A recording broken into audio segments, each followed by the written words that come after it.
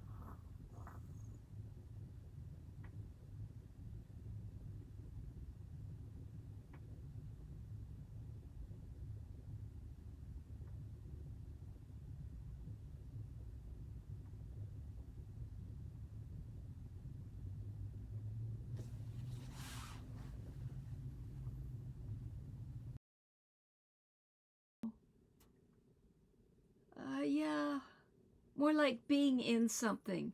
So when I was doing this, I was actually going into the tunnels. Like I was physically, like, I don't know. Yeah, or, yeah, yeah.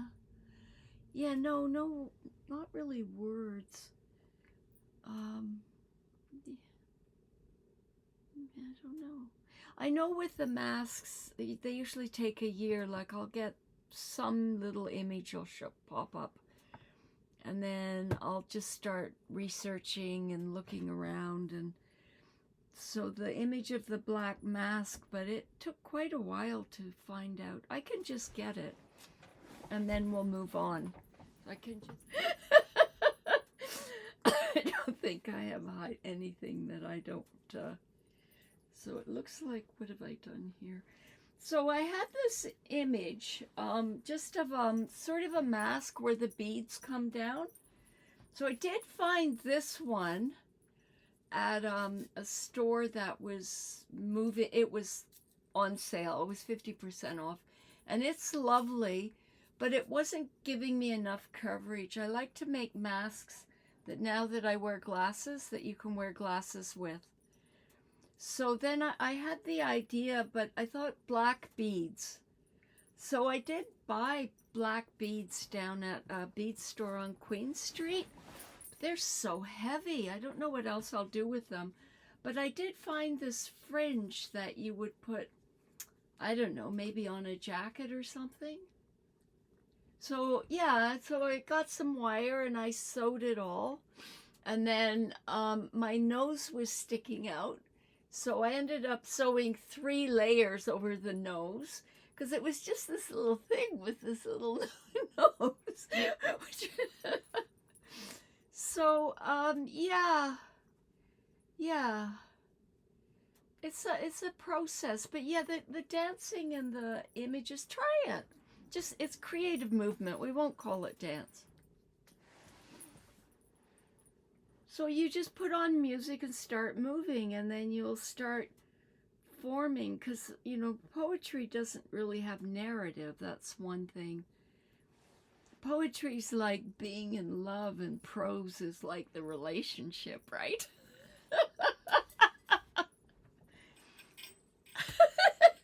So poetry is, you know, so when you're dancing and these images come, they are like that, you know, they're not really in the narrative of your life. Well, they might be, of course they are. They have to be part of the, yeah. I don't know if I give away trade secrets. No, it was an effect. It was an effect I bought that was much too expensive. And that's what it did. And so I sent a clip back to the company and they went, oh my God, no, we'll give you a refund. But in the hour that I owned it, I had actually saved.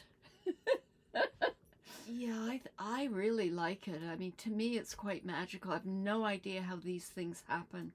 There's something when you're making like art film, not documentary or not realist, you know, kind of, you don't even know how you got where you got at the end, you know, because you're just, it's like this phenomenal palette that you can play with, like beyond anything you can work with as a painter. It's incredible.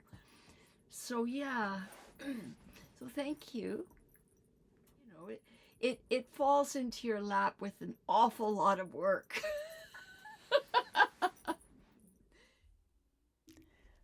Thank you. And now we will move on to the terrifically talented Jennifer Hosein, who will play a video slideshow while she reads poetry.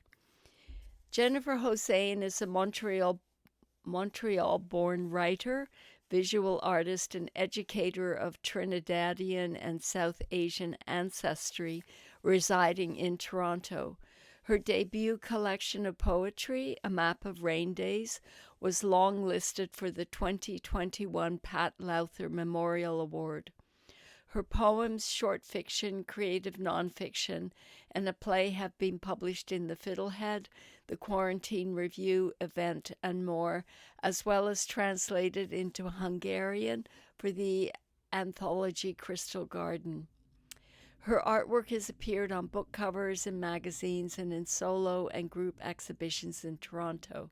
It is also featured on the cover of A Map of Rain Days. Welcome, Jennifer. It's an honor to read here tonight, and so very exciting to experience the beautiful work presented here. Thank you, Brenda, for including me. I'm going to share a video of my paintings that are intrinsically connected to the poems I will read. The first poem I'm going to read is the title poem of my book, A Map of Rain Days. I wrote the poem when my mother was struggling at the end of her life. The first lines reflect how I feel about how things are going in the world. A map of rain days. I am bent by the way that these things go, put my face in my hands and pull the skin taut across miles and miles. Walk down the corridors in my mother's bruised shoes. My mother's toes are crooked and curled in a misguided, arthritic map of rain days. The title of the next poem is Winter, which is the theme for my reading. My mother died at the end of January, and we buried her in the most frigid conditions. My daughter moved across the continent a few days after. In the poem, I am both Demeter, the Greek goddess of the harvest, bereft after her daughters taken by the king of the underworld, and Persephone, longing to return to her mother. Winter. I am Demeter, in winter black as Hades, turning fields to snow, forests to dust, in my wrath and despair that my beloved is gone. I pick rocks from the side of the road to eat in the absence of corn. They thunder along my intestines, dulling the noise in my head. I scream inside the walls of February, wait for my beloved, who is light, breath, sun, spring. Make love to boys I have turned to bones in this drought I have brought. I am Persephone, bound beneath the light, longing for the tick of my mother's heart, the pad of her yellowed feet on the floor. But my winter will linger for years, and my mother will tread across the skies, her feet into mountains, her face yellow as the sun, peering down at the shadow I have become. Demeter is my mother, Persephone my daughter. I am neither. I am all. I am only winter. Window. For M. She rolled through sky like butter, night effervescent with the glow that spit out of her, embers turning into stars in the sky that could not love her the way she or anybody needed. But you loved her, gave her walls to keep her safe, food to buy her time, but the walls bent as if your sins had chewed furiously at them, multi-legged termite ghosts through days and days. And what did she see when she stepped into sky and dreams in dusk that sounded like city squalor, banging prayers in her head? And how can you sleep in your bed by the window that I, in another spring, leaned out of to watch the schoolboys below? The next poem is Mon Pays. My country is an ice storm, trees bent to the devil, and smelly, damp boots. On the bus, our noses are the same matching red, toques pulled low over foggy, crisp breath, holes in our glove thumbs. Yet he scowls and says, "Go home, go back to your country, where you came from." So I tell him, yes, I'll go back, to the foot of Mount Royal, to the unconditional arms of my mother wrapped around me and my smelly boots. I tell him, my mother's black coat against the winter-white paysage is always and only home, and he should be so lucky. A few years ago, my aunt and uncle moved to Sudbury to live with their son. They are struggling there. The next poem is Exile, Canadian Shield. In the city, I cannot stop. In the Canadian Shield, there is stillness, windows and sky. Auntie cannot bear to live in this faraway place while uncle is thinning out of the living world. They hide in the basement as if they are hidden in rock and snow. Auntie moved into my bedroom when I was 2. She slipped the fear out of the night when she entered the room. On her wedding day, I danced in the front yard, drunk on cheap something, stomping snow, marveling at the moon and the whoosh in my head. I see their footprints getting smaller in the snow, but it is summer, and the rain has birthed a fog of mosquitoes. Unfamiliar. I lie awake, conjuring cane and saltwater sea. I wish I had asked. Tell me about my skin. I used to wish to fade into sky. How did my father learn to put his feet down on unfamiliar soil? My mother's steps had a ring to them of certainty. She knew. I did not. Rain on the island. Rain on the island erases the fences we put up on the landscapes we have become. Tributaries of loss and shadows of longing are mapped across our torsos until we are crisscrossed and unrecognizable. Against the impending storm, farmers have wrapped their bales in a funereal white that shimmers like water on the lake. Espanola. Long trucks are full of skeletons at dusk, and the sun is a vermilion afterthought, the sky bent into grids of power lines, while lonesome birds line up at the gate to heaven, just 49 kilometers from Espanola. Hammersmith and Queen. 1. Hammersmith and Queen, 2 a.m., my parked car, windows down. I reach through the night to rest my fingers in your uncombed, dirty hair, roll up the windows as 2 men weave down the street towards us, their broken birdlight swagger breaking us apart. I turn on the radio and dance you outside my car. You spin me around on the broken boardwalk. When I pause to wipe the sand from my eyes, you are gone. 2. You are on your porch looking out at the boardwalk. I was the love of your life, you screamed on the phone, once, twice, many times, many years ago. I used to sit in my parked car in your driveway after I had run out the door, leaving you behind with your beer and 100 empties tucked away beneath the sink with your bad dreams. 3. Your apartment has smelled of cat since she died and left you and her cat behind to fill the black, soulless nights. You invite your friends, one by one or all at once, to keep you company because you cannot fill the space she left in your bed. The cat is pale-hued and jumps through the window like a ghost. 4. As I fly down Lakeshore Boulevard in my car, Jack is dying. His wife bends over him, children askew in the darkened room. I cannot sleep tonight.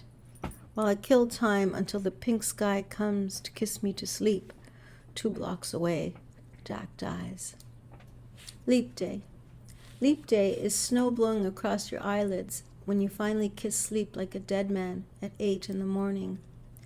The telephone begins ringing at 10, but you hear only the snow falling. The wind blows a storm through your eyes, the sky sits behind the clouds, and a storm blows through again. For a few hours, I can live in the solace of your sadness because you can see who I am in the moments you are still. But I am always anticipating the moment you throw your limbs around the room, scattering your shattered soul, throwing your ugliest voice at me. When your words knock me to the floor, I pick up the pieces and walk away. You watch the hours drop like days through the night, walk in circles until nothing, just snow and the dream of beer. So up again to pull a bottle from under the sink, like a magician pulling a rabbit from a hat. Beer is your bread, your fish, your salvation. 1977. 1. Blend into trees and sky in brown skin. Stay tight to tree bark. Hold your breath between the crisp steps of teenagers slipping past in a cloud. Shed the cloak of trees. Veer towards home where your thick socks shuffle on the parquet floor. 2. School is black terror, so you walk into books like Alice, blue jeans and tight skin, hallucinogens and hatred spun in webs through the hallowed halls. 3. You walk a thin gauntlet, alone. Next poem is When the River Meets.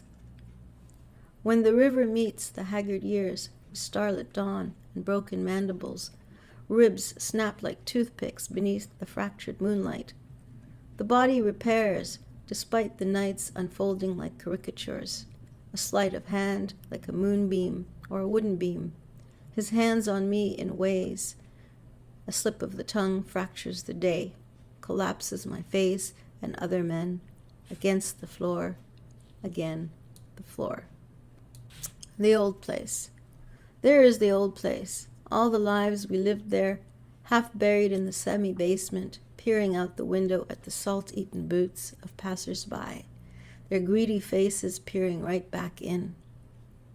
Nights we pulled the blinds on a world that did not bleed us, the way we bled ourselves, the way my flesh recoiled from your fingernails, the way I clenched my eyes and gritted my heart into something else.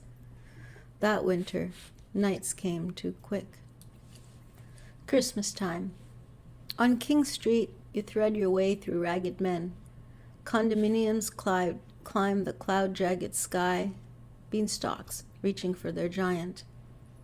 Hard-hatted construction workers hammer heavy and sudden, make your heart jump.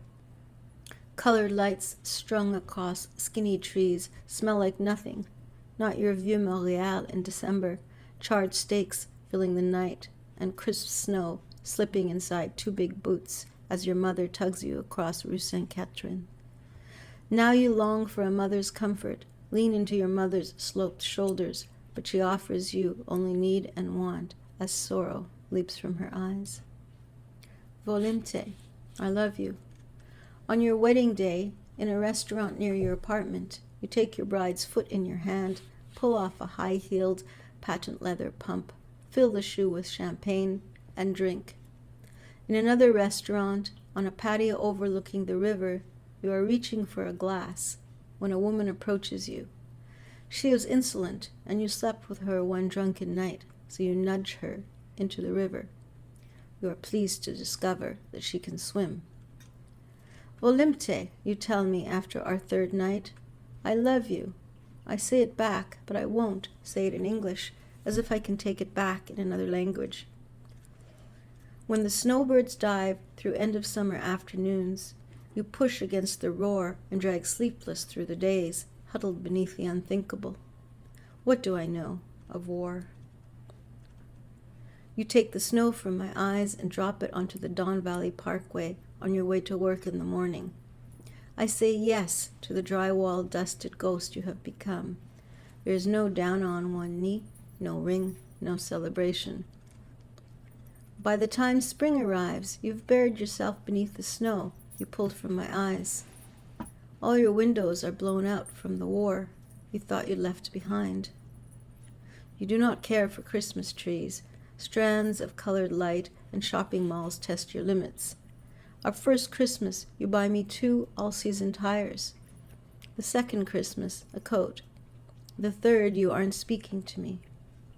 Even so, you hang the dollar store angel I brought you in a corner over the TV. You are gone again with the snow. The city is a picture postcard, roads dipped in ice. A string of lights on a crane looms in the sky leading to your apartment, strung straight as a ruler, north to south, forming the point of a star that leads to you. What does it mean, half a star in the sky? Sometimes you occur to me like ellipses in the evening. I try to find you in the ether, but there are only blank screens, like the blank page you turned yourself into when you turned away from me for good.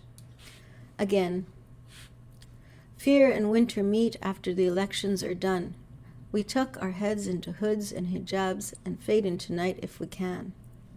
Feet blister from walking away, bones thin and splinter from all this again. Hide your breath, your limbs, your shuddering place. Next poem is Country. On a Friday night in the pandemic, you spin me around to Wichita linemen, and I think, country? Though I have often sheltered in the houses of pale men. I've dimmed the lights and the night is a blank slate, but you don't know my country that hangs from a thread behind the smell my mother kneaded into the evenings that shifted on my skin like damnation. My aunt played country on the stereo, our silhouettes cavorting in the afternoons when her own lineman beau came around, tobacco teasing the day. I was attacked on the subway 2 years ago. It happened in the middle of a time of reckoning for me. I hid as much as I could from the world for over a year. I still lean towards the comfort of the shadows, but have re-entered the world renewed. Fear brightens your eyes on the subway. Monsters spill out in the rush hour skirmish. Skater boys swivel you to alert, their awful racket, boards clattering.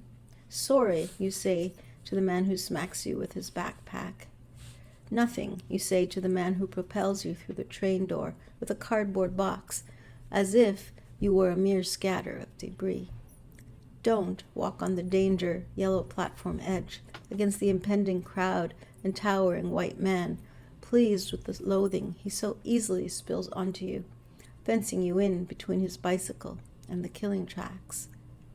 But you are just crawling home in the waning afternoon, your face reaching his sour-smelling jacket that snuffs out your day, and you cry, "Why?"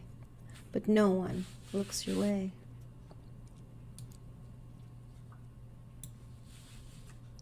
Wormhole. A wormhole has unfurled what we have been plowing past, too traumatized, occupied, colonized, no value assigned, no worth, as we totter through days that weigh our pockets with stones. Help, we mutter beneath our skin, but no one looks. We are ghosts that haunt this place, peddling our wares, our bodies, our footprints, our history imprinted on your streets. Take our dignity, our labor, our closed, smiling faces. Step around us, through us, onto us. leave the scraps of us laid out in a corner. But now we know how to roll under the platform when the train barrels towards us, roll ourselves below, as we have always done. My last poem is Silenced. I am silenced by ugly deeds, dense hands that stretch like sinew across a face, by tongues, their loudness and chatter, by nights I hold between my breaths, my tongue tied into paper cuts, skin woven into night, hands into parchment. Thank you so much for listening. Move back to gallery view for Jennifer. I really enjoyed your video and the poetry.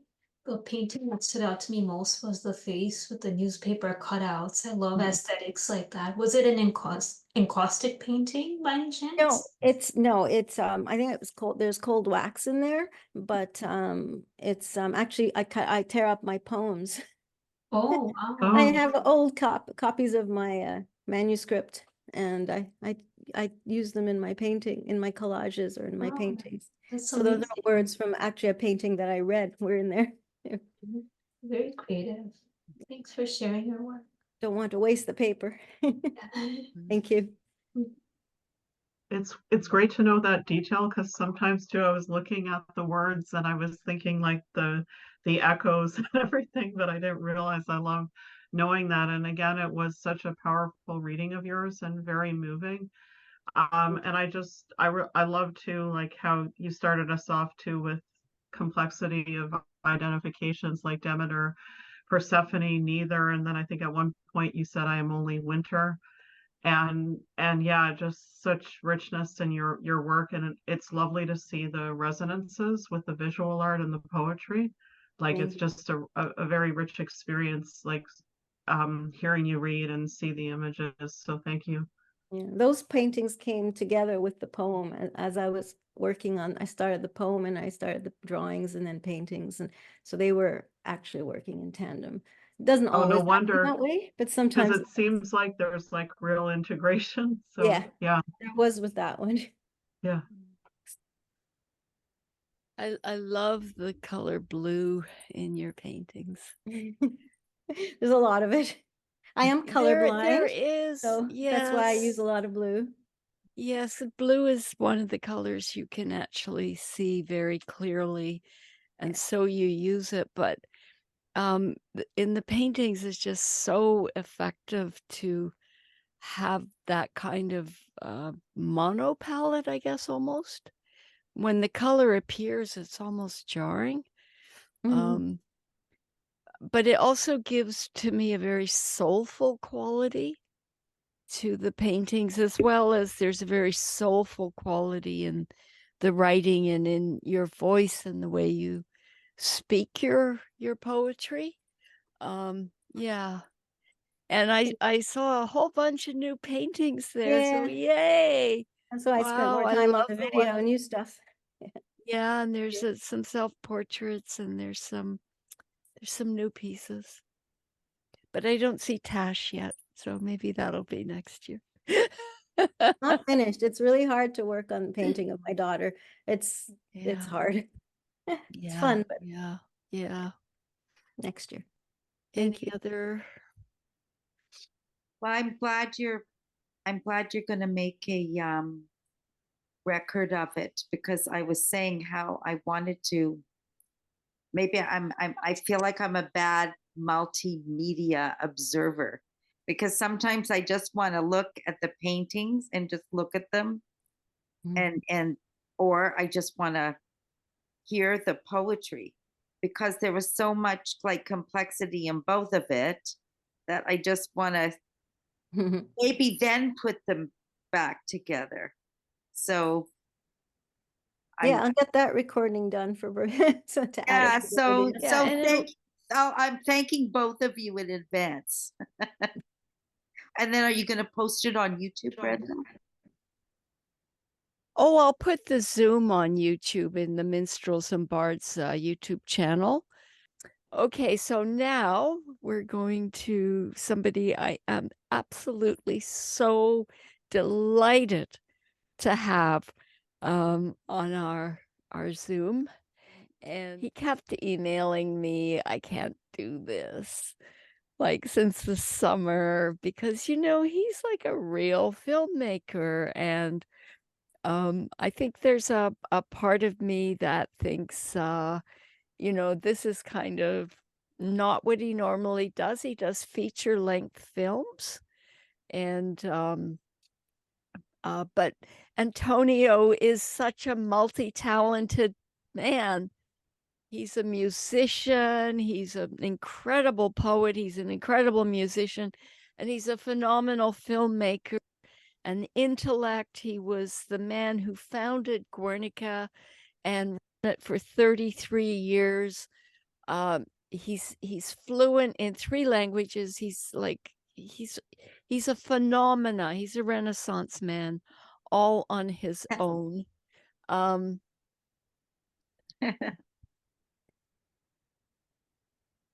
Now, what just happened here? I've lost the bios. Maybe I'll read the bio after. No, here it is. All right. So, poet, novelist. Oh, he's also written novels. I haven't read those. Essayist, translator. Antonio D'Alfonso has published more than 40 titles and has made 3 feature films. He is the founder of Guernica Editions, which he managed for 33 years before passing it on to new owners in 2010. For his writings, he won the Trillium Award, the Bressani Award. Whew, wow, Antonio. And the New York Independent Film Award for his film Bruco. He holds a PhD from the University of Toronto. In 2016, he received an honorary doctorate from Athabasca University, which barely, expresses Antonio. So I am going to share his beautiful, intimate, just amazing film that we'll talk about afterwards. 5 Minutes by Antonio D'Alfonso, yes?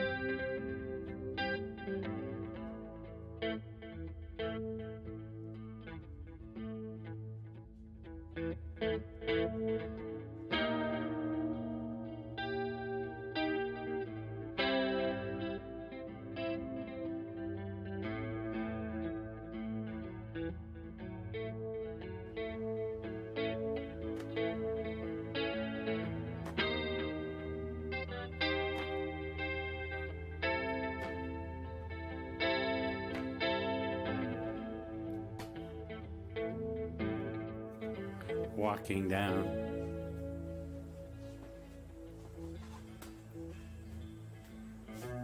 turning around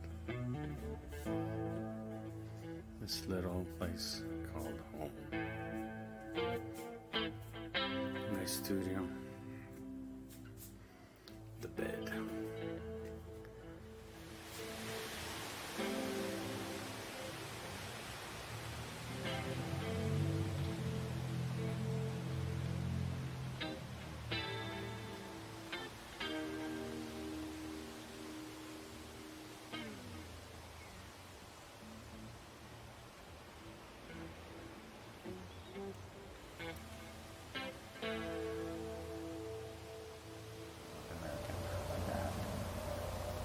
there is no sense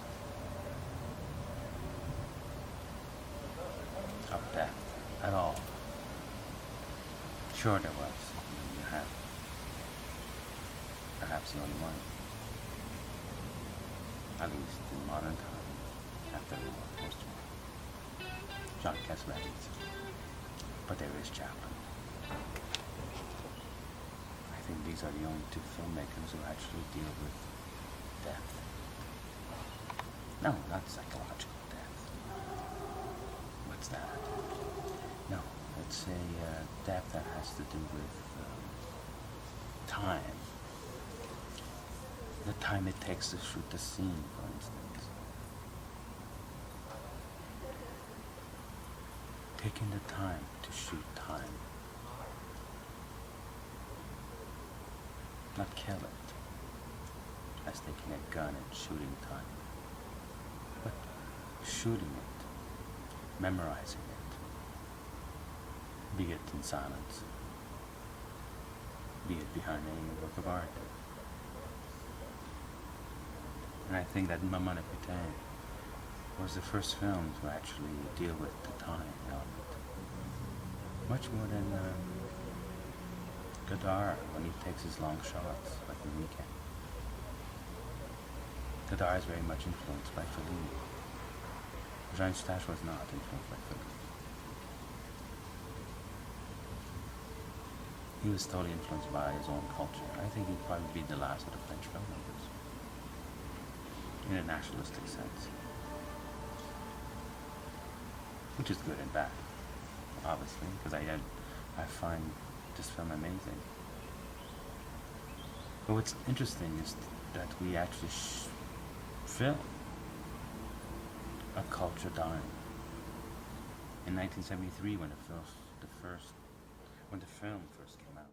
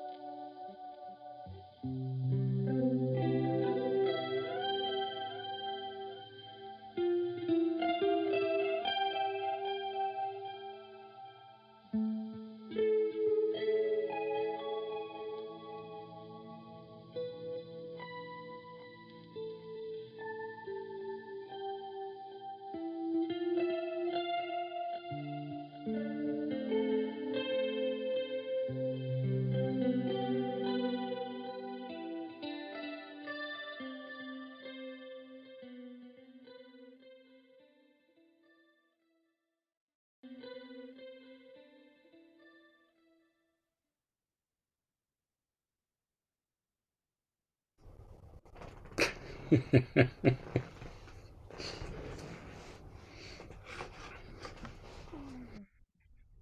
find that so moving. Wow. Really? Because you share, this intimate space, your home.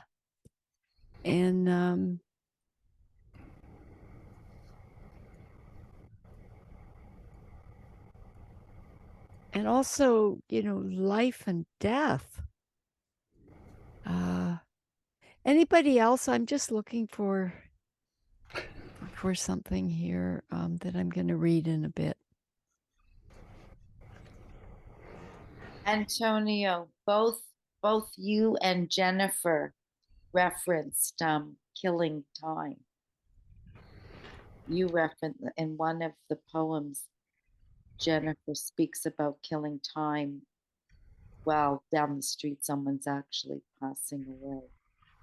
And you referenced killing time and shooting time. And I love when these synchronicity, Jungian synchronicity, you have metaphors colliding in an event like this. Was that your guitar work, Antonio? Yes. Yes. Isn't it beautiful? Oh. Yeah, the guitar is so cool. I found the sequence where you're walking around your apartment with the camera really interesting. It's almost like you're being a voyeur on yourself. Like, who lives here? What is all this stuff? What space do I fit into? Yeah, I did it for Brenda. I didn't know what to do.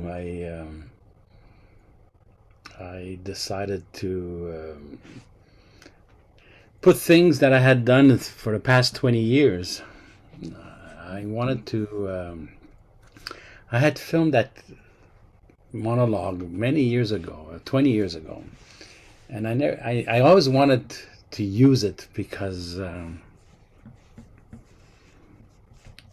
I was fascinated by this filmmaker, Jean Eustache, who committed suicide after he did Maman la Putain. And he was a young man, and it was Truffaut who helped him. Everybody helped him. He was and the film is 4 hours long. It's three characters. You have a young man who's making love with a woman that he'll call Maman, and his girlfriend he calls La Putain. And I wanted to. Funny you mentioned Jennifer, because I love working with Jennifer Dale. Jennifer Dale has this incredible capacity of memorizing.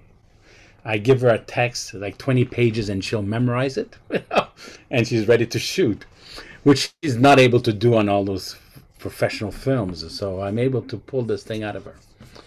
And I wanted to do she's working on with Beatrix. She's doing a whole series on women, and I wanted to do something on. I met her and I talked to her. She's amazing. I know who you're talking about now. Yeah. I filmed one thing with her, which was written by Mary Melfi, about the Baroque painter. What's her name? Gentileschi. And I wanted her to do something. I was going to do something, and I wanted to use to reference a scene from Maman la Putain, which she didn't want to. She was unable to go there. But for me, the idea of filming time, filming death, in the sense that the death of the culture, I felt that this man, and no wonder he committed suicide. He was filming the end of what we know as French culture, because French culture has totally changed now. I mean, it has become a different culture, and I was feeling that this man was capturing something that was going to disappear forever and ever. And I'm really fascinated by the idea that we're living at the end of something. And that's basically what I'm really interested in. Everything I've done, it's just trying to question, what it is that made me who I am, and how it's going to be gone. And it's this is it's very modest. I'm happy you wanted to watch it, and yeah, I could yes. read after I watched the film for the first time, what you wrote to me in a message. Mm-hmm. Can I read that now? American in America, there is no sense of death at all. Sure, there was. You have perhaps only one, at least in modern times, after the war, post-war, John Cassavetes. But there is Chaplin. I think these are the only two filmmakers who actually deal with death.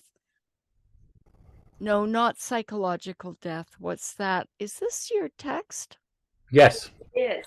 Oh, it's your text. Yeah, it's in the film. Yeah. Oh, I don't need to read it. Oh my goodness. Never mind. It's because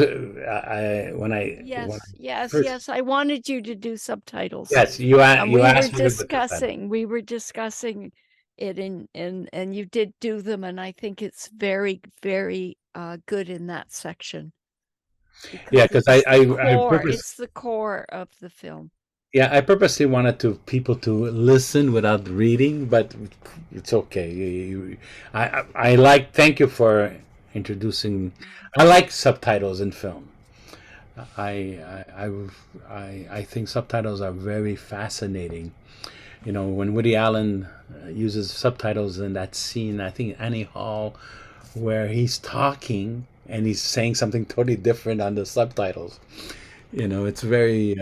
I think subtitles always lead us somewhere else in films. You know, people read subtitles and say, "Well, they're not saying what they're saying on the screen." No, they're not. They're whoever wrote the subtitles is telling another story. Right? But that's why it's best that you put them in. Yeah, But in the piece that I did, I was revising the poem through the subtitles exactly. because I Yeah. was, oh, that's awful, and I would take it out, change it. So there's also the captions as a means to editing a poem. Yeah. Oh. Well, I'm just so honored, Antonio, that Oh, please. No, come on. you Please, have no. joined this group with all your talents and all your knowledge, and No, it it I work is. with all of you. I work with you. I mean, you bring me so Oh, much I joy. know, but 5 minutes is just a little jewel. It Well, really is. I'm happy because I will get to watch it again too. Yeah, it's on YouTube. Yeah. It's Oh, on it is. YouTube. Yes, Yes. yes, yes. Oh, I could Yeah. just go Antonio D'Alfonso to get it. Yes. Yes. 5 minutes. Yeah. And press like. I have finally. I don't believe this. I finally hit the 100,000 listeners. My film Antigone got 80,000 hits this year. I can't believe it. It's not in English, Yay. right? Yeah, Because it is I in only English. It's in English. Okay, because I did try to watch another one that was French. I only speak No, English. I know. I only write. I only do films in English. I don't work in French. I never work in Oh, French. okay. So I will be I know watching Antigone. my Montreal thing is. But didn't you do Italian? There was something I started watching and Oh there were yes, no of captions. course. I work in other things, but in film, Yeah, I yeah. work basically in English. Yeah. I mean, I got back into film thanks to Toronto, meeting Jenny Mhm. Lazar, Nick Mancuso, who were crazy enough to want to work with me for free, even though they were getting blacklisted. You know, I mean, they. Why were they getting blacklisted? Well, you're not allowed to work with a director who doesn't abide by the rules. I never abided by the rules, so not as a publisher, not Mm, mm. you know when I did publishing with small books. You know, for me, publishing has always been Penguin. You know, Penguin edition, the small one, not now, but back in the remember those black little books. Yeah, yeah. For me, those were that's what made me read as a young man. You know, Mm, mm. and so when I started publishing, I used that format, and it was strongly I was strongly reprimanded by the councils not to use that format, Mm. and which is a pity. But I felt that books should be paperback. People should carry them, you know, and I you know for me a book is something you carry on in your pocket wherever you go. And then when people make these big books, 6 by 9, I can't carry them on a plane. I can't carry them in a bus. I can't walk with them. You know, they're so big. And so yeah, I was reprimanded. I've always been reprimanded. I was reprimanded for being bilingual. You know, because you're not allowed to be bilingual in this country. You're not allowed to be both English and French publisher. I was both publishers. You're not allowed to do that. You have to choose. So and so film the same thing. I decided to do things without money. You know, I don't know how many features. I made about 10 of them without money. with no script. I would ask actors, and they would agree, and I would have to invent a scene, and I would use poetry to let them read poetry. I mean, in the context of wherever that is. I mean, someone tonight said that poetry was not lyrical, was lyrical, not narrative. I think it was you, Brenda. It was. Well, Yeah. I was, yes, but I was find poetry comparing very prose. narrative because I'm Yeah. dyslexic. Being dyslexic, I'm unable to put two words together without stumbling and stuttering or whatever it is, and I feel that poetry narrates on that level, on a semantic level, and as I when I started studying, when I went to school or university, I fell in love with film because film worked on that level, with that magical level of things put together, and our minds link them for some odd. Our minds are able to make sequences out of 24 images that are not stuck together. That are stuck together, but they're not really like video today. Like video is like sound. It's continuous. But in the old days, images were separated, and I really like that idea of that jump. And that jump is where poetry comes in, where meaning for me comes in, and in this little 5-minute film, I just decided to put things together. Hopefully, there would be a story, and that was my wager with myself when I did this. I said, let me put not many scenes, but let me put them together and see if there's a story that comes out without my directing meaning towards it. Let the like in a dream, right? I mean, when you do Poetry psychoanalysis, is like a dream. Poetry is like dreaming. I mean, when you do psychoanalysis with doctors, and I did 10 years of psychoanalysis when I was depressed, and what was interesting was the fact that it was not the elements in your dream that was important. It was the telling of these elements, and as you told these elements, those elements became a sequence, and that sequence is where your unconscious and your pain came through.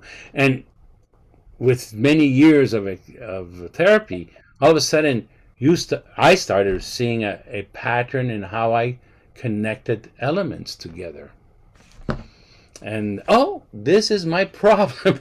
This is where it comes from. And this is not my idea. This is Pier Paolo Pasolini, who fought against Eco and Umberto Eco and Roland Barthes, who thought it was the element, right? And he said, no, what's important is not the element, but the sequence, how these elements are put together. And that's what I think poetry is about. When I read poetry, when I edit poetry, I've had the honor of editing thousands of poets, and literally it's an incredible experience to receive the work and to see how this unconscious works, how they're unconscious, how things are put together, and how this is what she's trying to do or what he's trying to do. Wow, this is fascinating. My job as an editor was to make them conscious of what they were doing, because Yeah. yeah, yes. Oh, I think with the distinction between poetry and prose, which was a very crude one that I was using, was based on Kristeva's theories on love. What did you say? Well, that poetry is being like an infatuation in love. And it would be sequences. It's not really the story whereas prose is the story. But I agree with you. There's narrative poetry. Of course there is. No, I'm not talking about narrative poetry. You're talking about the narrative within The a sequence semantic of poems, narrative. within a sequence of images and within a series of poems. Yes, of course. Yes, there is always a story. There has to be. No, it doesn't have to be. There does have to be. It doesn't If there have was to no be. story, it couldn't be a poem. It would be just an utterance. Yes, well, that's what the symbolists did. That's what the No, they Dada. have stories. The symbolists have a story about symbolism, you know, about Symbolism is the references to any symbol. They've got, you know, the references. There's a semiotic to a symbol for the symbolists. Maybe not the rest of us, but yeah. I think this is a discussion to be continued, but I think we should move to our break. Thank you for listening. Oh no, absolutely. I'm sure we could all talk about what poetry is, you know, for the next 2 days.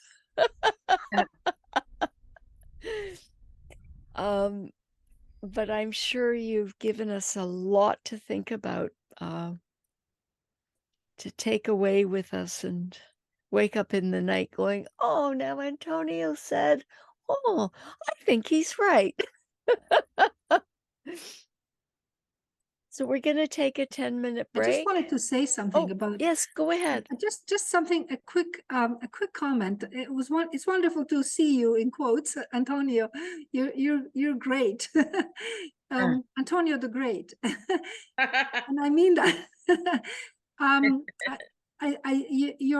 Your writing in general, your film and your writing makes me think how we are.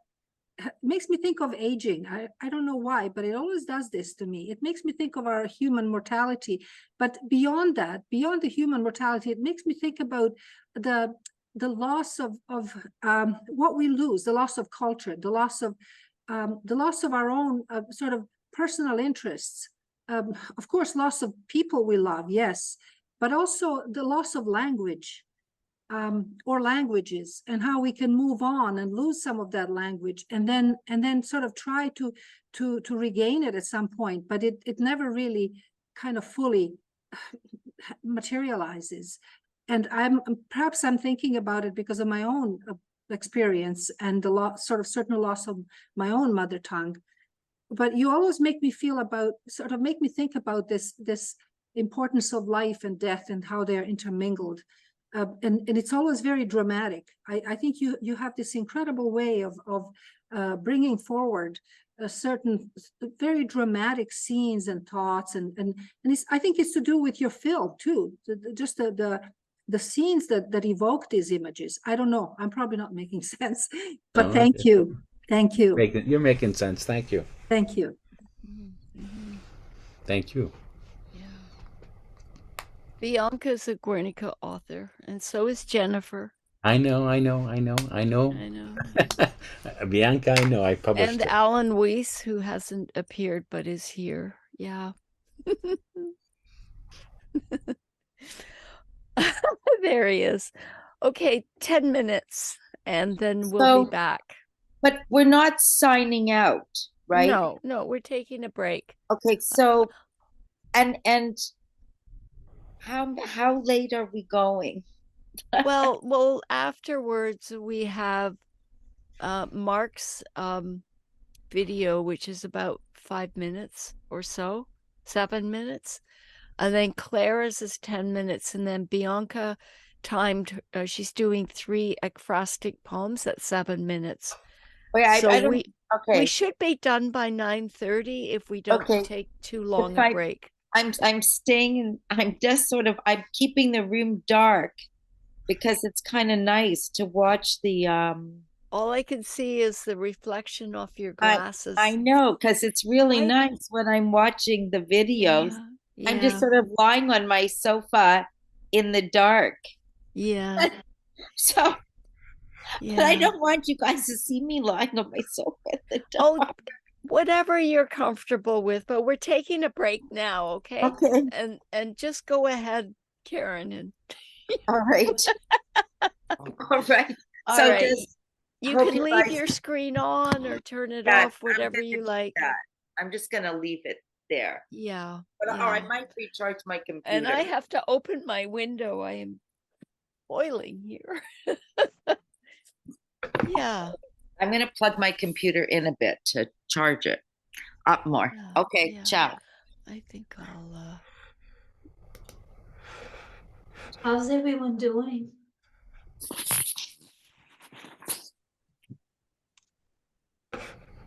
Good? All right. Yeah. I'm gonna make a cup of tea and I'll be back. Antonio, your place. It's mind-blowing. Why? Wow, like, is that it in the video? Mm-hmm. Oh my God, all the books, it's just like, what a creative space. Hmm.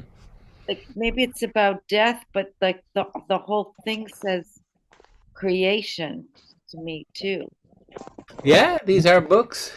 Books I are, know, I you know. know. I just love it. Speaking of books, I have a sofa with a book pattern, if you could see it in the back. Yeah, Yeah. it's like Mhm. it's like your space. Antonio says to Maria Kondo, Yeah. "Fuck you, fuck you, Maria Kondo." She says you should only have like 2 books in your house. You serious? Oh my God, no. Yeah, she says get rid of all the books. And these are Who says this? they're my bookshelves here. This crazy this woman named Maria Kondo, who people have fetishized, like about, very minimal, throw everything out. Motivational speaker type. I see. And I guess now people are switching to digital books. I'm slowly making the transition, but there's nothing like having an actual book in your hands and reading it. It's such a sacred experience. Well, I write in books, so I can't write on a iPad, you know. I started reading, and then I have to pull out the book because I have to underline, and I make links between pages, you know, ideas, you know.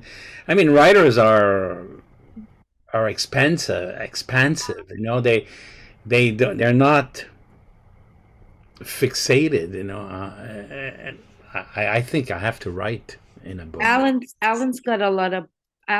got a non Maria Kondo space there too, I see. Yes. Speaking of writing, I also have a chapbook out, poetry chapbook about experiences with racism and sexism as a South Asian born and raised in Canada. And I'm working on a second chapbook as well. It's going to be poetry about domestic violence. I'm still in the Ooh. process of editing. Wow. Are you publishing it yourself? I've self-published the first book. I'm looking for a publisher for the second book. I still have to edit it. It's still a work in progress. I think I've written all I want to write, but I'm still Oh no, you're gonna write more. Of I think course. so, yeah. I have so many ideas of what I want to cover, so I'm still working on it. Yeah, I like self-published authors. Cool. If you're interested in a copy of my book, anyone let me know. I do the mailing myself. So let me know if you give me a shout in the chat, or I'm just gonna make tea. So if you're interested, just No, it's okay. Tea, no, it's too late now. I'll stay up all night. decaf, I should say. Yeah. I'm actually going to another open mic after, so I don't know if I can stay till 9, maybe for one piece and then sign off. But it's been great hearing everybody, seeing all the work they put in. Thank you. Thought I found my way in.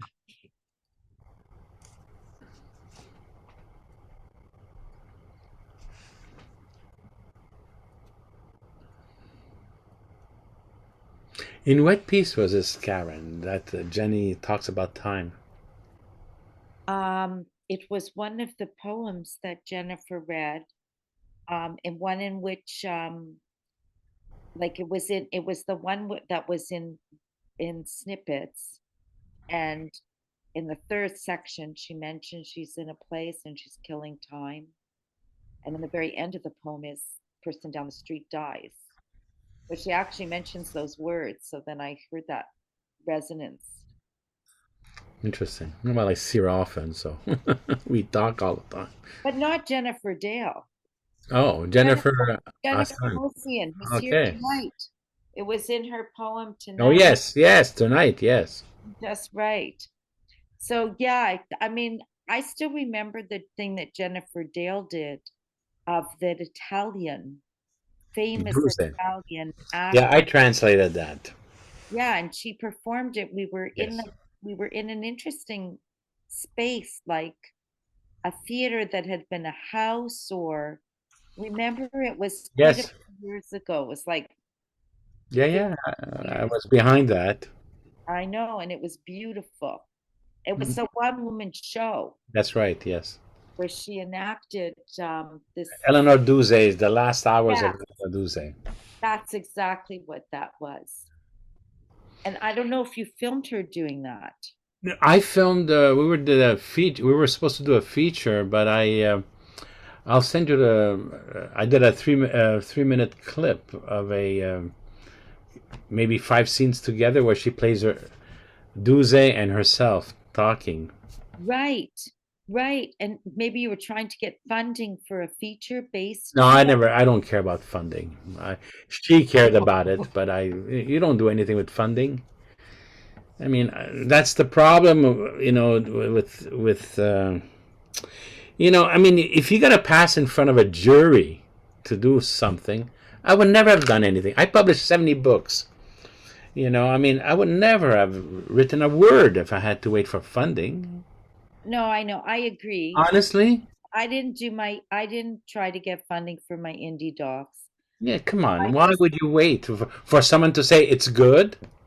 Well, Now, are they going one to with grow my tomatoes in the garden? Come on. the one with my mother, she would have passed away before I heard. Before you write up the grant application. That's right. Spent so much time. I thought I just better get the camera and start. Yes, and you did that film. A nice little film. Yeah, yeah. At the same, I agree. I mean, well, that's my point of view. I mean, it's very personal. well, because it's such a crapshoot with the funding. No, it's impossible. There's so much political pressure to move in certain directions. I mean, Luciano said one of the reasons he gave up publishing was he didn't like being told what to publish, because Quattro was dependent on grants. So there is that aspect of it. Well, now Exile Editions has gone to try to get just private funders who will just trust the editors to. Yep. There's such a thing as quality of writing. Even if it's bad writing, it's as long as it's writing, or I don't have this obsession of looking for greatness. I think the fact that something is done, and if that person can do 50 bad books, all of a sudden those bad books mean something. That was my principle as a publisher with Guernica when I started it. I never pushed anybody into greatness. I just wanted to do something. Just to get a woman to write back in the 70s was so hard. It was really, they had their kid to take care of. They had their job. Come on, can you give me a book? Are you kidding? It's going to take me 3 years. Yes, I'll wait 3 years. Yeah. Just do it. And after 3 years, I'm going to bother you again to do another book. Wow. Wow. You know, I mean, But it, you also believed in the writers, in the people, like in the person, in whatever that person had to offer, and Yeah. you know, I think it's very important to let go of this idea of greatness. Yes. You know, I mean, when we look, for instance, in this clip, I talk about the French cinema, but those people, Jean-Luc Godard, François Truffaut, they talked about minor filmmakers in the States. What we call now film noir, those were considered really bad filmmakers. I mean, even Hitchcock was considered a bad filmmaker before Truffaut said, this is one of the greatest stuff going on. You know, the idea of greatness is very, I mean, there's so many great writers of the past who are not read anymore. Who are we reading? People like Rimbaud, who was not even published in his lifetime. He did only 2.5 books, you know, and it was someone else 100 years later who finds his box of books and says, well, this is great stuff, you know, and this will influence the Doors, you know, Jim Morrison to write that music. You know, it's no, I think Well, the thing is, what's important is that it exists. interesting. The fact that the text exists. I completely agree. I think every single person, you know, who has something to express, I think it's a beautiful thing. You know, and they should be able to do that and be appreciated for that, even if it's not, you know, the best writing or the best, you know what I agree with you 100%. You know, I mean, Yeah. I I'm not saying I publish everybody, I I don't but publish. I never always yeah, publish. I publish someone. If I approach someone, it's because I knew that that person had. yeah. When I approached Karen, for instance, you know, I mean, there was something in Karen Schenfeld that I knew was going to come and become great. No, I sent, no, you never did. I sent you my stuff without even calling you. And yes, but I don't. Said And to I me, accepted it. what are you doing, Karen? You said, it's a miracle I opened the envelope because I just sent it cold. Mm. I said, you shouldn't have sent it cold. You should have called me and said, hi, I'm Karen Schenfeld. I'm sending you my book. No, but you know what? You had the vision that I wrote about people.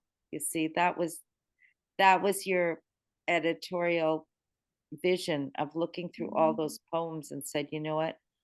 We're going to make it a book about people. Going to pick through all those poems and I mean, I am a person who loves people.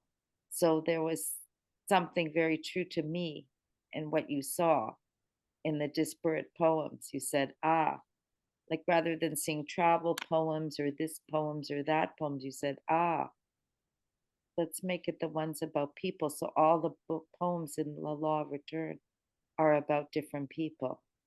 So I still remember that was your insight. We see once we've accepted those parameters, then you were able to develop your own syntax, if I can say, you know. And I think that that's very important as an editor, where you enable the person to say, well, this is going to be your little prison. You're free to do whatever you want in here. Once you've eliminated that little box, go all the way. If you're going all the way everywhere, then it's very hard to find a line, that train that travels through the night. You need that train that travels through the night. And once you are on that train, then you can have martinis or you can have tea. You can eat cake or you can have caviar. You're vegetarian, you have tofu. But once you're on the train, but you have to find the train. Yeah, well, that was the other insight, that a book should be, poems should be coherent in some way. Yeah. And that changed the way I approached, in a way, writing poetry also. But I still write a lot of poems about people, actually. Yeah, good. Yeah, I still do. Yeah. Yes, but you also have your text is very your It's so text is very rich. different from John's Her text, for writing, instance. Karen's writing. It's like Oh. very different writings, and it's The great. travel writing. Oh my goodness. I mean, Wow. all of the poems. With John, when he read at the launching, I was so flabbergasted because I only read him. I had never heard him. So when he got on stage, I forgot to photograph him. I was just, I was so upset. I said, "Fuck! I didn't take a picture of him." I was so engrossed in the way you told these stories. You made it sound as if it was so simple, and when I read them, it was so complicated. And you made it so, wow, this guy's what a storyteller. Why, thank you. Really. Because when you read your poems, it doesn't sound as free flowing as when you read them. Uh-huh. I was very impressed by that, because, like I said, I'm dyslexic, so I would never be able to. The image that came to me when you were reading was, he must be a teacher. Yeah. Yeah, he's a really good teacher. Well, he has been his whole life. Yeah. Oh, see, it was like storytelling at its finest, and it's really amazing because his text is not at all like that.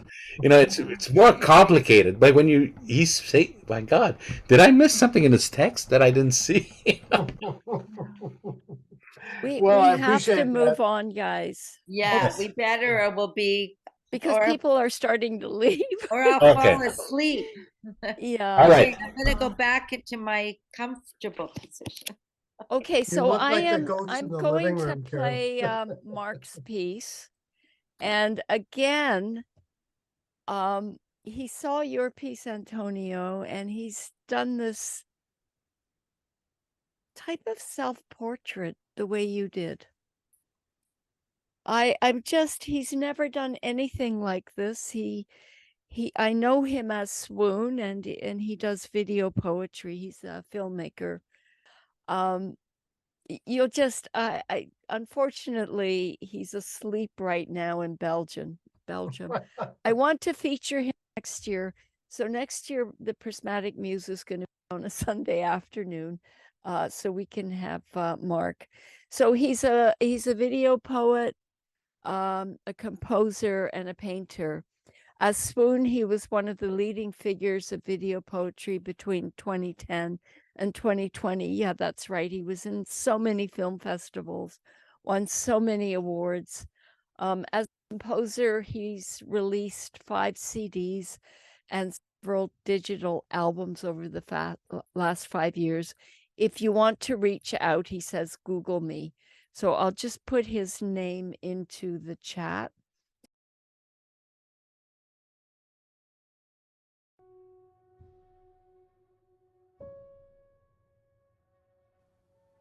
Elke morgen als de zon net op is, maak ik mezelf koffie en trek ik naar buiten met Rotko.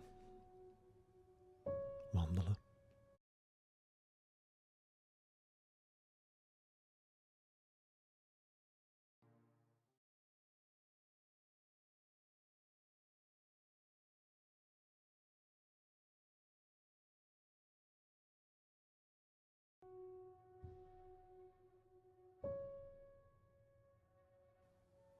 Elke morgen als de zon net op is, maak ik mezelf koffie en trek ik naar buiten met Rotko. Wandelen.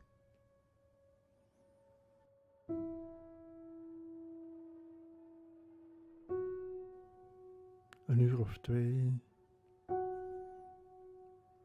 Alleen met de hond, de natuur in. Het is de enige momenten van de dag dat ik er min of meer in slaag om mijn gedachten stil te krijgen. Ik zit op het spectrum, heb ADD, dus die rust in mijn hoofd is broodnodig.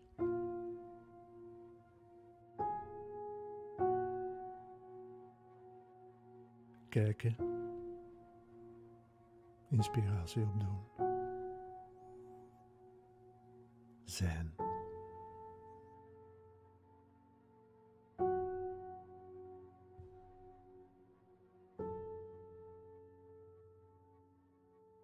Als ik die 2 uur niet heb, is mijn dag niet goed begonnen. En een dag niet goed begonnen is een dag verloren.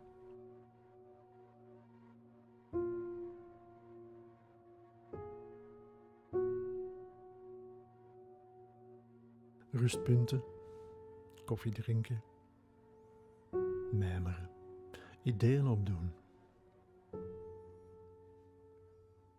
Soms. Maar het belangrijkste is toch dat hoofd leeg krijgen.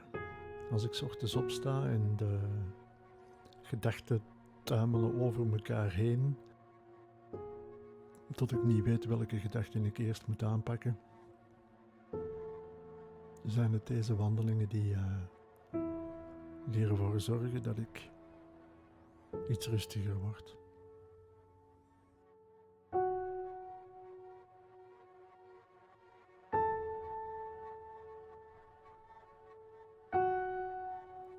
Na de wandeling ontbijt ik en neem ik een uurtje de tijd om muziek te luisteren, een beetje te lezen, een beetje te rusten, fysiek enerzijds, want de knieën willen niet altijd zo goed mee. Dus na 2 uur wandelen is die fysieke rust wel welkom. Maar ik gebruik die tijd ook om stilaan toch weer gedachten toe te laten. Dingen die ik lees, dingen die ik onderweg heb gezien, ontmoetingen. Eender kan een vonk geven om daarna te kunnen beginnen werken. En als ik zeg werken, dan heb ik het over creatieve output, want ik werk op deze moment eigenlijk niet meer. Ik zit al meer dan een jaar thuis. Dus dit werk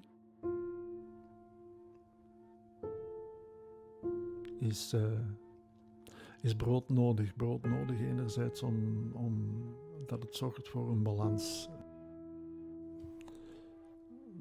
Diezelfde balans die ik nodig heb in mijn hoofd. Wanneer ik 's ochtends wandel, die balans zoek ik ook als ik creatief bezig ben.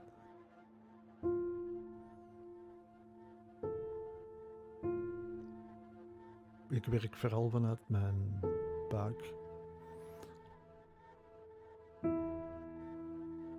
Ik heb vaker geen vooropgezet plan dan wel wanneer ik ergens aan begin.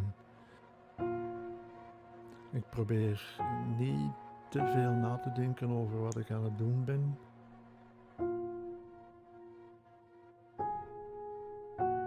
Laat me leiden door wat er gebeurt terwijl ik bezig ben. Er zal altijd wel een moment komen waarop ik voel dat de ingeslagen weg de juiste is of juist niet. De werken die ik maak, zowel olie als acryl of mixed materials, gaan een beetje alle kanten uit, zoals mijn hoofd. Ik gebruik vaak tekst op een doek. Teksten die ik zelf schrijf, passages die me hebben geïnspireerd. Het woord is altijd een belangrijke leidraad geweest in mijn werk. En of dat nu schilderen is of videopoëzie.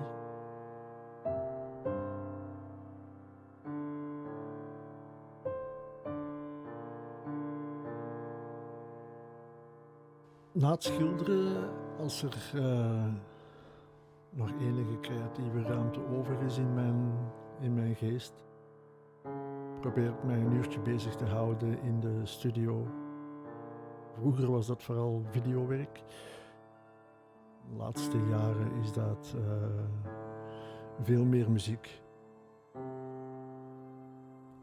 Ik probeer dezelfde dingen die ik op doek toevertrouw ook om te zetten in klank.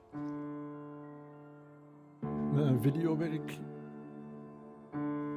beperkt zich tot enkele videogedichten per jaar, in tegenstelling tot pakweg een jaar of 10 geleden, wanneer ik er gemakkelijk 50 per jaar maakte. Dus is het vooral muziek en schilderen. En altijd op zoek naar de juiste balans.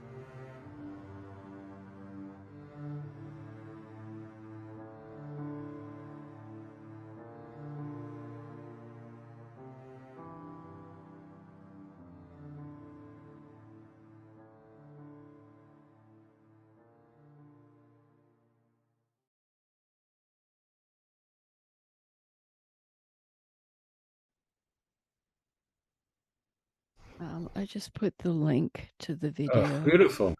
Isn't that beautiful? And the Prismatic Muse, I mean, he's right on, just right at the crux of, why we work in all these different mediums. Oh, it's beautiful. Yeah. So I was very honored.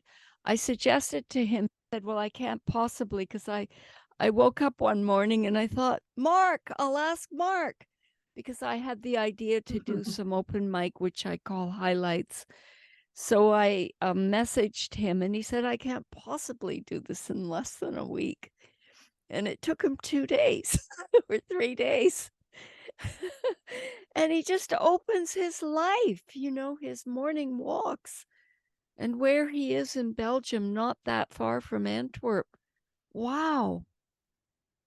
Yeah, so a beautiful, beautiful piece. His space I reminds really love that. Yeah. Oh, yeah. Oh, sorry. But Yeah. his space reminded me of Antonio's space too. Yes, well, he Yeah. saw Antonio's. I did send him to inspire him, to convince him he could do this.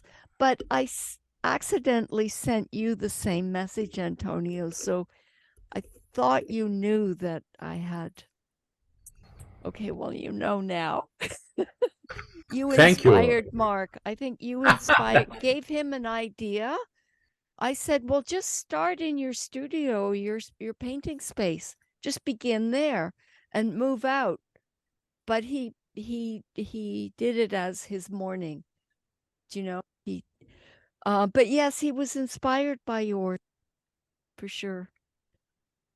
So just lovely, I love that, 'cause I thought of him. lovely. Yeah. Oh, wow. Nice.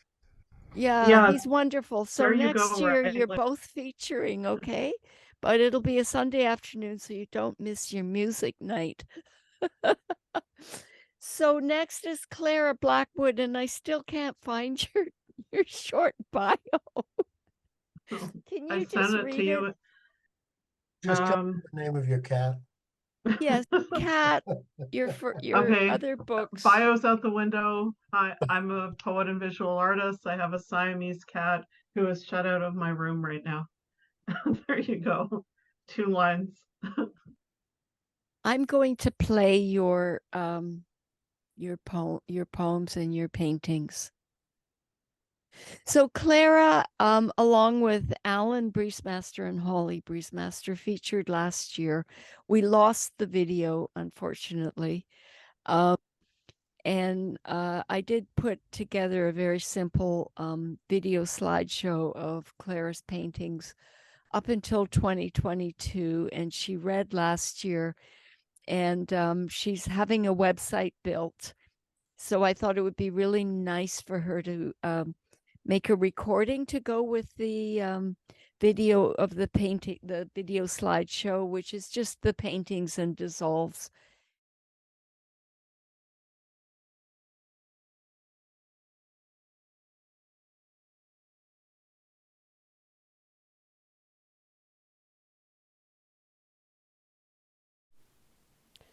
The girl who loved birds, loved to play in pavement cracks, searching for momentary flowers, but she couldn't hide her wings. Others picked on her ruthlessly until she became plucked, bare as chicken flesh, before the great boiling cauldron of the world.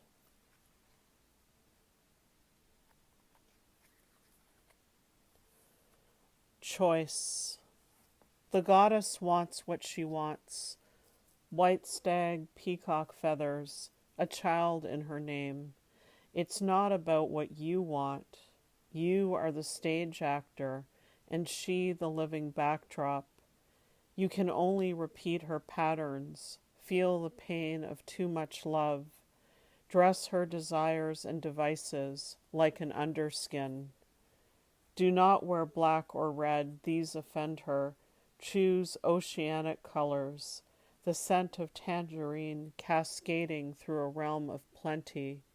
Remember, you never had any choice. It was the price of bliss. A golden hunger.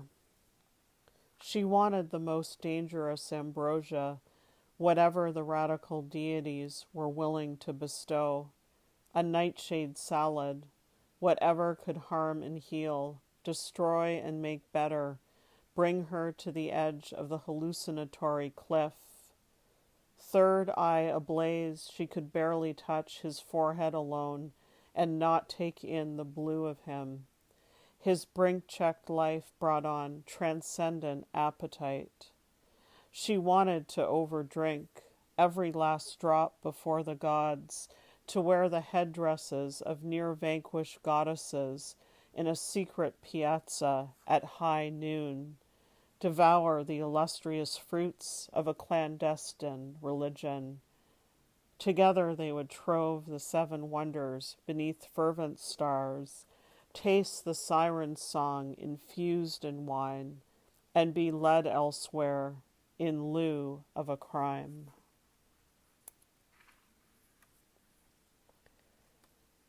Pheasant. By the side of a country road, I find a pheasant, plumage gleaming, sun-struck in the afternoon, eyes closed like two half-shells on a beach. An emerald crown adorns his head. Royal blue and violet paint his cheeks. Cardinal red cloaks his eyes like a mask at Mardi Gras. Burnt sienna with flecks of cream colors the length of his body. Ochre and yellow oxide tinge his wings. Beside the noble beak, I see the only sign of wreckage. 3 fresh drops of blood on the road, cherry red for an artist's palette. How elegant, how fragile, vulnerable and proud, this avian aesthete, returned to the source of his kind.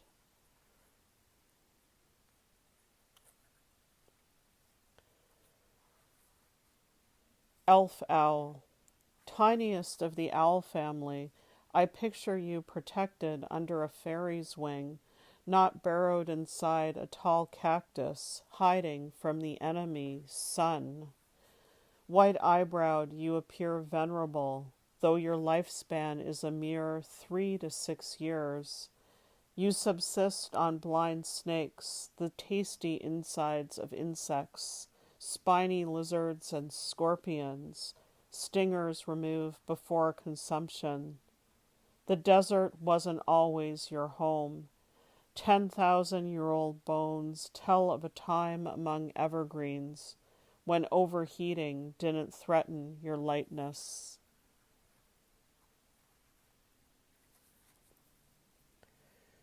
Raven hang glider, Lillooet, British Columbia. Above the azure waters floats a raven, caught in a rough confluence of air, never flapping his wings, just letting them rock him back and forth, twisting and turning. The mountains look on, the salmon pause in their struggle. The raven reaches back to deepest memory, earliest time when raven made the tides, by throwing sand in the face of a guardian elder, and she dropped the tide line forevermore. Nowadays, flying and trickery require much more effort. The guardians are almost extinct. The voyage from sea post to tree so fatiguing. And he calls upon the wind, "O wind, please carry me over the tide, that I may rest my wings."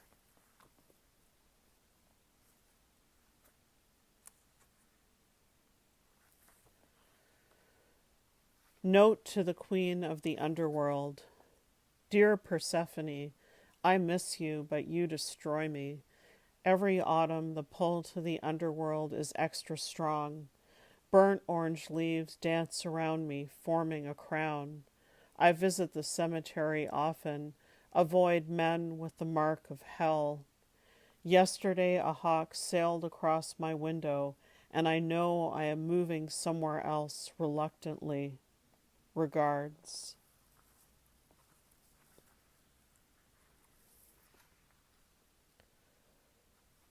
Afterlife for David.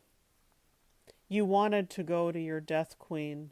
Tapestries of red, black, white Egyptian cotton unfold before you, and you travel forward, spirit gliding like a sylph, ether escape from a bottle. If he gets lost in the underworld, tell him to look for the moon, says a voice. But you aren't lost. We're never illusion's fool, and know which direction to take. To the west, at the end of a long hallway, Callie's altar holds vigil. Tea lights dot the marble floor where you tumble out, cross the star lines, and return to her.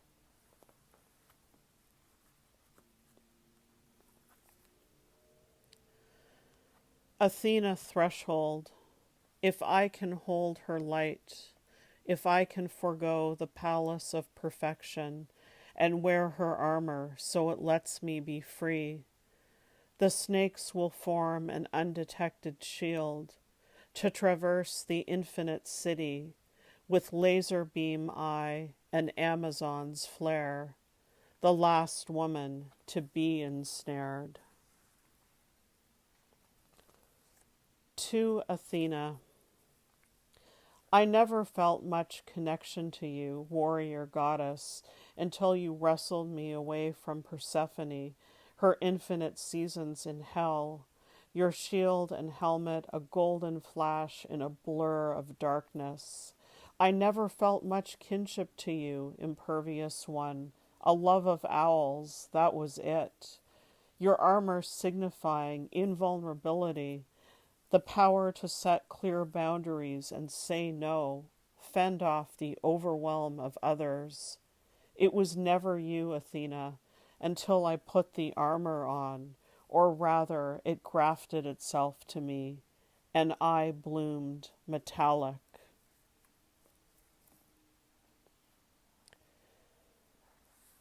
Elysium. The blue door at the end of the threshold is always there. Once opened, you can never return to the old ground.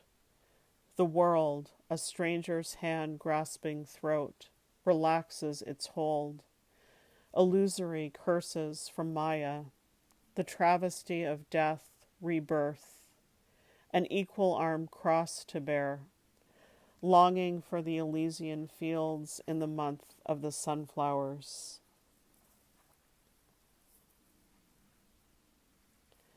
dream of Xenial. This androgynous being has transcended. Iris behind St. Michael, the rainbow's reflection on her mottled skin. Not quite corporeal, as she floats above a lake of fire, wings tending downward. A descendant of the Watchers, her kind joining the ranks of an angelic penal colony in the fifth circle of heaven. What would those wings be like to touch? White feathers crumple into charcoal at the slightest brush.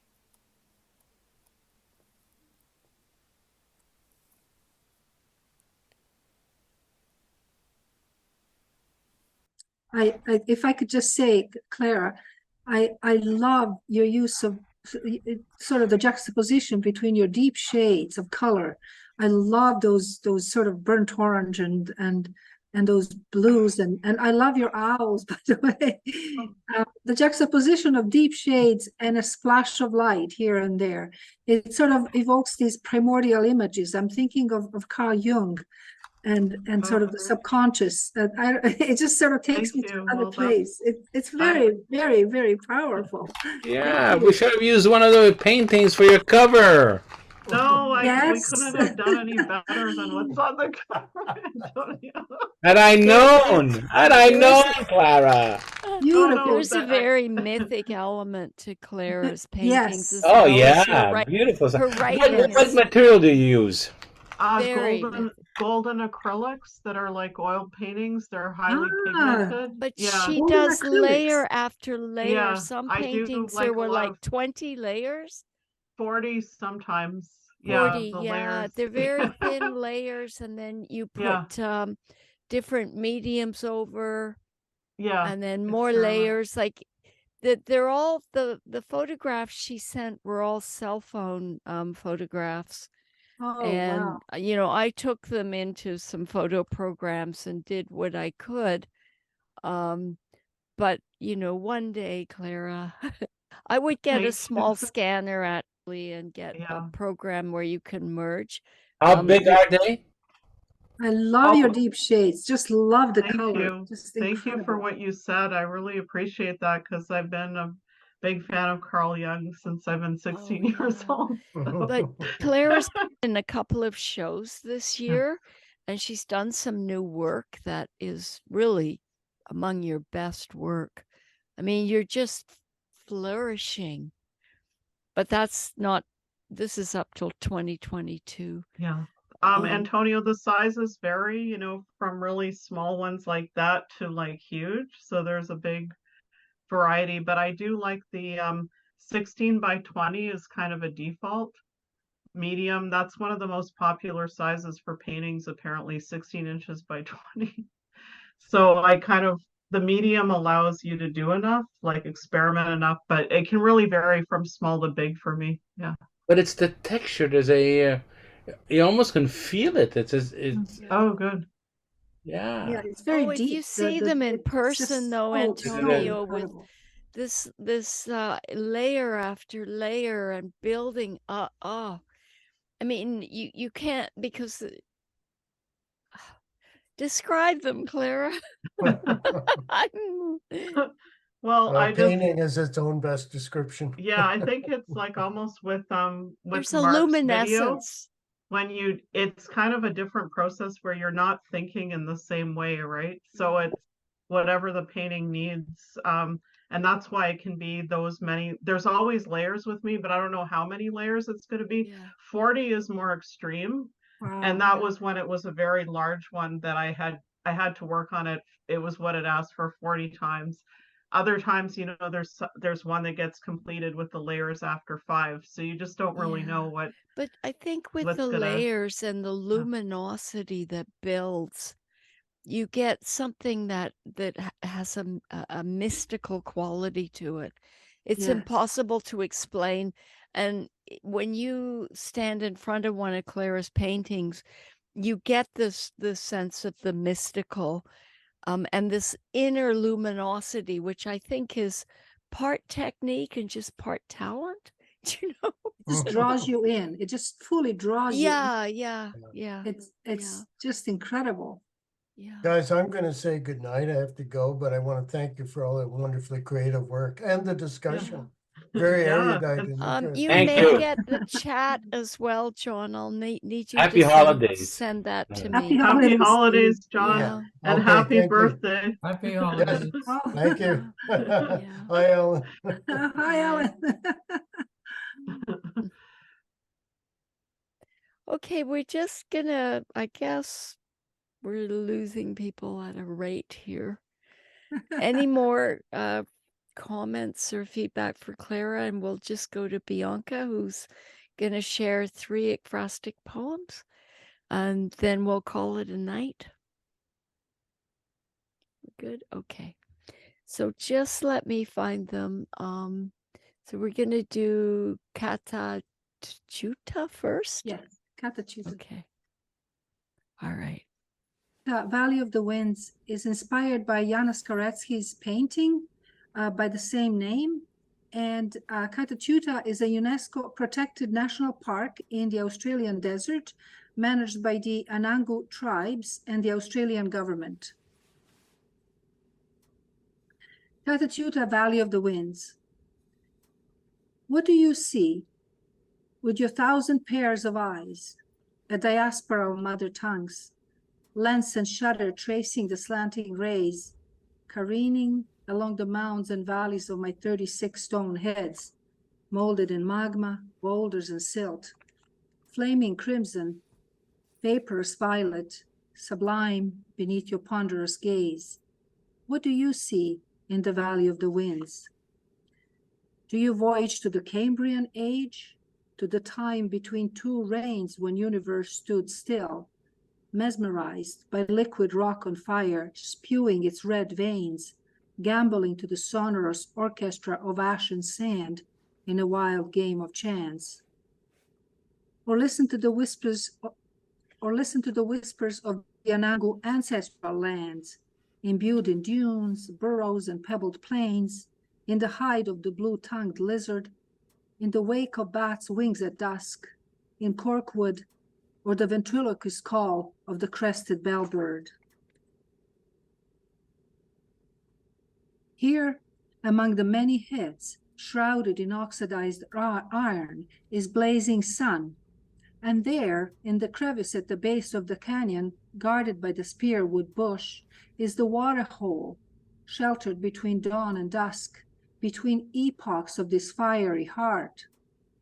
Amid the clumps of spinifex grass, I see the copper armor of a military dragon chasing dinner on its hind legs. Out there, along the dry riverbed, the carpet python slithers on its belly, and way above, a winged water fairy. 2 Meganura dragonflies rise of their fossil bed, flying in tandem in ecstasy over the bleached dinosaur bones, and descend in the Valley of the Winds, in this land of spirit, myth, and mystery. With your 1,000 pairs of eyes, what do you see in the Valley of the Winds? Thank you.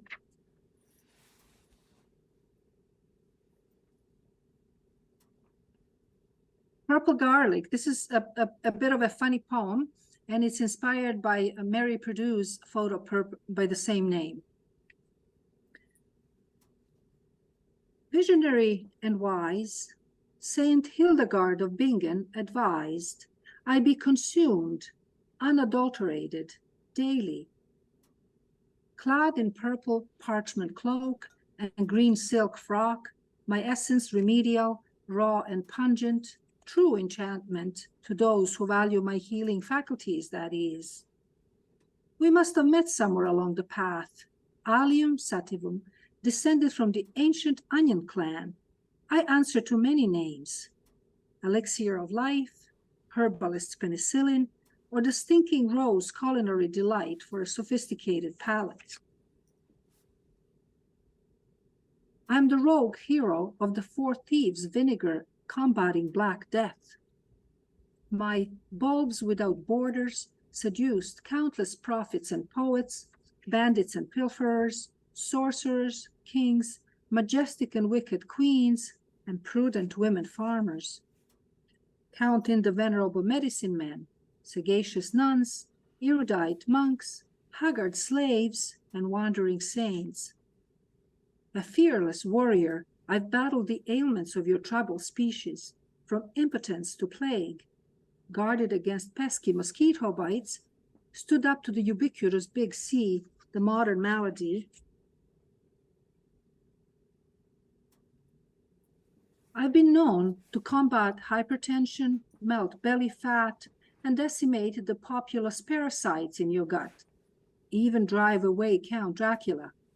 To boost your immunity, digestion, and fertility, pound some of my curvaceous bulbs with coriander in wine. Smooching is a no-no, though, unless you share my tasty treats with those you love. Yes, I can stand up to COVID. I love a good fight.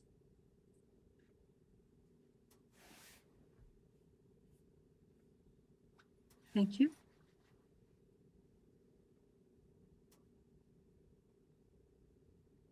This poem is called Killarney Lake Huron Fish and Chips, inspired by Patricia Stamp's photo, A Generation of Fish and Chips.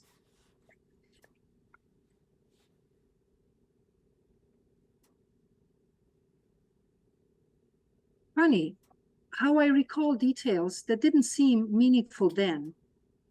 The way of spear of sunlight broke off the rectangular window of the fishing boat not far from our picnic bench next to the fisheries shack in Killarney, and bounced off your sunglasses, concealing your look of parting. I needed to prove there was life after you, to forget how our people dwell in an ancient village where children run barefoot, to forget how the oxygen infusing life to your language is the same as mine, to forget how this ageless harbor makes us feel like children returning home after a long journey. The boat, prophetically called Playfair 1, there would be another.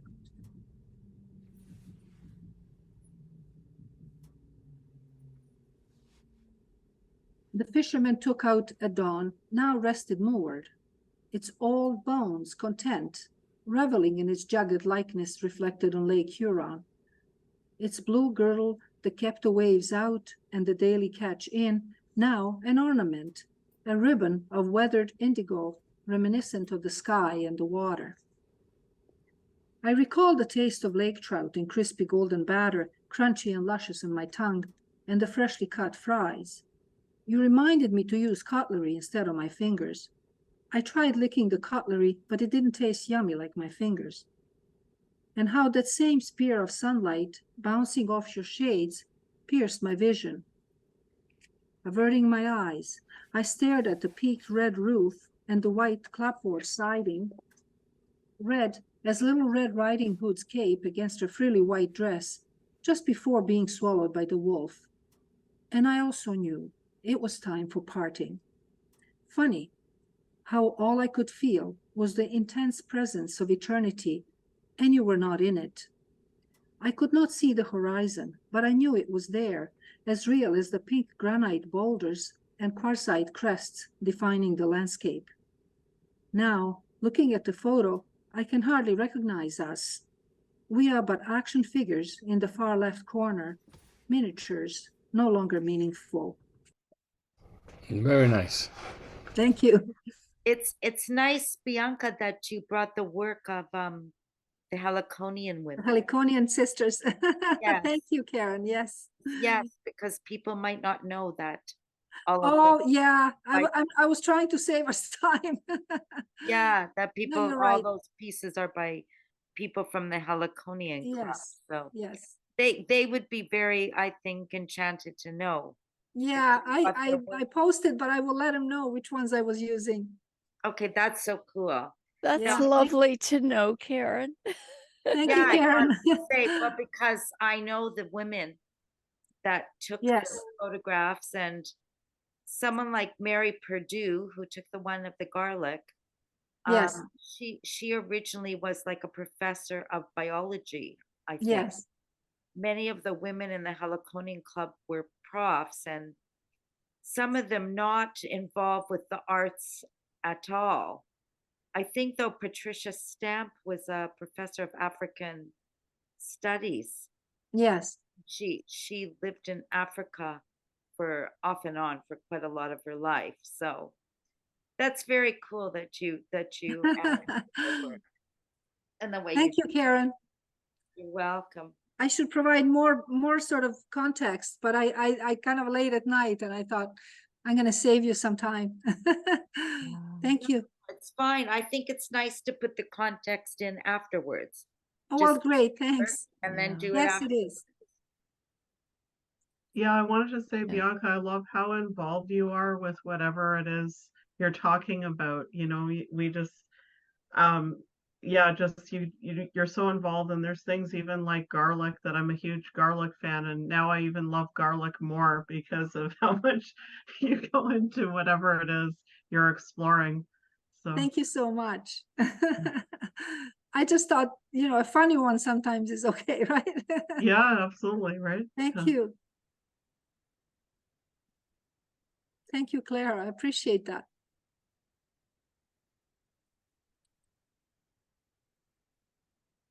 Oh, and Antonia's back. Oh, Yeah. I know. Oh, Isn't that a Antonio. fabulous book? Oh, that's wonderful. So Bianca Thank you. Thank just you. published, had This is my launched. latest one. It's a Oh, collection great. of essays on I Rudy forgot Weed. to read your 2-line bio. Oh, that's all right. Yeah. She just launched at Guernica on Sunday, last Sunday. Yes. Yeah. This is the latest one. It's a collection of essays on Rudy Weed. And we have Margaret Atwood, Hugh Cook, Hilde Frost Thiessen, Catherine Govier, Milena Kalichanin, Myrna Kostas, John Longhurst, George Melnick, Scott Morrison, Maureen Harris, Olga Stein, Paul Thiessen, Miriam Tays. Some people know her as Miriam Toes, but I think she prefers Tays. Uros Tomic and Aretha Van Herk. So I'm really pleased with this book, and the feedback's been amazing. Thank you for mentioning this book. I appreciate that, Brenda. And thanks, Antonio, for putting up my bio, but title. yes. That's very kind. It's very nice. Thanks. Yeah, no, they're beautiful poems, and the images are wonderful. Yeah. I don't usually do ekphrastic poetry here, but I couldn't say no to Bianca. Oh, well, thank you. I got in last minute. I have done some ekphrastic poetry, yes. Yeah. But no, I couldn't possibly say no. Thank you. So I'm very glad, and I didn't realize, Karen, that were Heliconian photographs from Heliconian women. Photographs are beautiful. So thank you.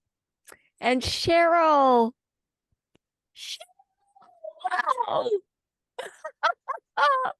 You're muted, but wow, thank you. Do you want to unmute? Say hi? Hi, everybody. Hi, I know Cheryl on Facebook. She's an amazing, wonderful woman who's also an artist. Yeah, and I didn't prepare anything, so Yeah. I wrote a poem today, but I don't know if I'm suited to speak it. Yeah. No, I think we're all pretty tired. It's 9:45. But also Stephen is a glass artist. I would call you a glass artist, Stephen. And where are you living now? I'm in Langley, BC. Langley. Langley, And he's BC. a poet. And he's a poet and an artist. So I'm going to be hitting on you guys next year for some highlights for sure, because we kind of got our features all.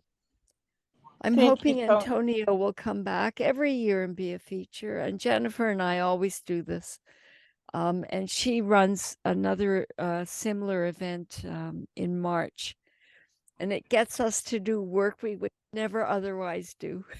Like never. It's because it's so much work, right? And you need an audience. So the thing is, you need somebody to see what you've done. So it's a fantastic group in that way. you know, you do all these paintings or you write, you know, whatever, and you can share them with a group of people. That's the most wonderful part about, you know, what we're doing here. So I think we're going to call it a night.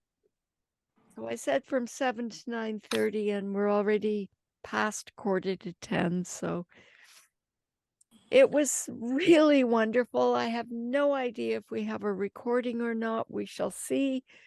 And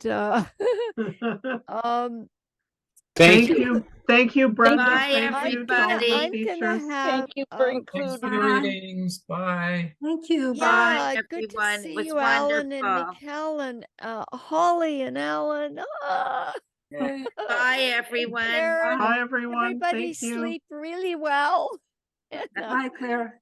Ciao, And I everybody. hope you go forth inspired.